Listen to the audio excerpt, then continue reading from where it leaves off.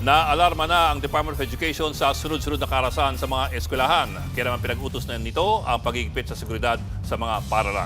Yan ay sa pamamagitan ng paglalagay ng CCTV cameras, pagkakaroon ng metal detectors at regular na bag inspection. Pabibilisin din ang hiring ng guidance counselors.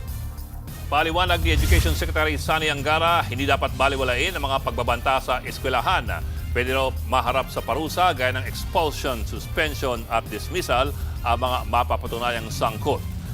Kamakailan lamang nang masawi ang 3 estudyante sa pamamaril sa Tacloban City sa Leyte. At kasunod ito ay ilan pang karahasan o banta ng karahasan ang naiulat sa iba pang paaralan. Kanina sa Quezon City, nagkaroon po ng banta sa isang paaralan dahil may namaril daw at nanaksak. Kaya't nagpanik ang mga estudyante at magulang. Na ito pong pahayag ni Secretary Angara. It's very alarming. It's very alarming.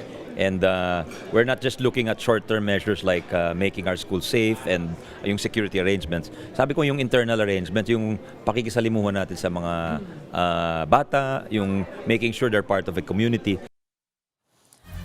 Sa ngayon, nakikipagtulungan na ang DepEd sa PNP at sa DICT para maimbestigahan kung may tao o grupong nasa likod ng sunod-sunod na insidente ng school violence. Unang lumabas sa pagdinig ng Senado na may indikasyon na impluwensya umano ng international syndicate ang Tacloban shooting. Sa panig naman ng Department of Justice, aminado itong wala pang batas laban sa violence grooming o pag-uudyok sa kabataang gumawa ng karahasan. Sabi pa ng DOJ, kailangang pag-aralan kung dapat mapanagot sa ilalim ng Anti-Terrorism Act ang mga nasasangkot sa walang habas na pamamaril. Pakinggan natin ang sinabi ni Justice Undersecretary Nicholas Felix T. Isang mga consequence yan ay ang bata may tuturing na terorista, no? Opo, Parang siyang yes, sir. NPA, parang siyang Abu Sayyaf. Handa ba tayo na may ganung tatak na ibibigay sa mga bata na to?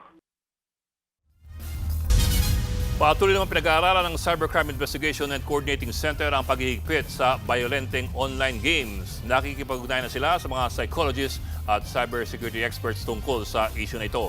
Ito po ang pahayag ng CICC. Hindi naman natin sasagkaan, di ba? O kaya papatayin yung industriya. Mahalaga yan eh. Pero dapat nating tiyakin na yung ating mga kabataan naproprotektahan. Yung sinasabi ng DepEd, dapat daw bantayan ng husto yung exposure ng mga bata dun sa online screening. Although matatandaan natin na una nang nagpatupad ng total ban ng cellphone dyan sa may Dumanhog sa southern Cebu.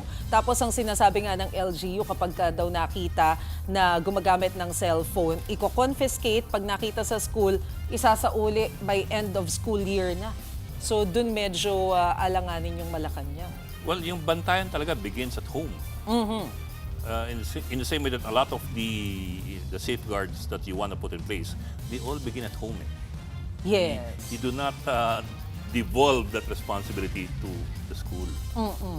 Iba na kasi ngayon parang kung minsan ginagawa na, sige kumain ka na yung mga bata tapos para ma-convince mong kumain, ang pang-convince mo yung on-screen na panahon para makakain. But anyway, O ginagawang yaya yung social media. Yes, ginagawang yaya yung social media para ma-convince na kumain yung mga bata.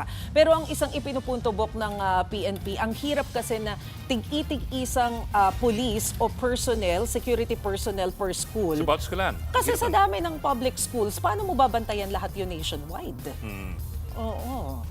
Tsaka, gagawin, lahat ng bag titingnan. Yun na nga. Hindi naman terorista yung mga estudyante yan eh. So, that's also very complicated. One more thing before we move on. Experts have also pointed out that we have to be very careful kung paano natin nire-report itong mga balita ng mga banta.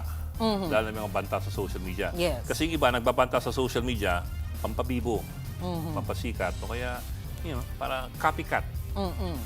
So, Ang gagaya. So as a general rule, hanggat hindi siya confirmed, we usually suggest that the threat not be aired. The authorities be informed, but the threat not be aired. That way, hindi siya nagiging yung pampakilig sa mga bata. Nakaka-impluensya sa mga Oo. bata. Pero the authorities should be informed about it so that they can take action.